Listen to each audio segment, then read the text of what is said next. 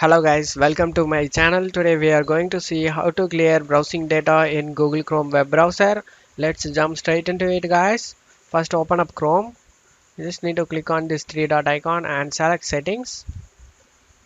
On left side select privacy and security. On right side select clear browsing data.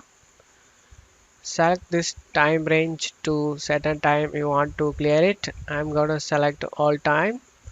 And browsing history, clearing browsing history including in the search box, and cookies and other site data, sign-ins you and out of most sites, cached images and files, free up less than 1 MB. Some sites may load more slowly on your next visit.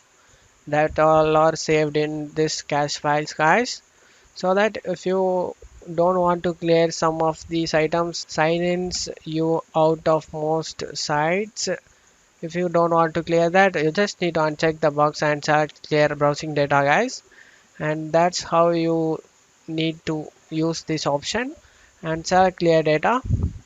And that's all you have to do it guys. There is no more history listed over here anymore guys, and that's all you have to do it guys. That's it for today's video guys. Give me a like and subscribe. Thank you.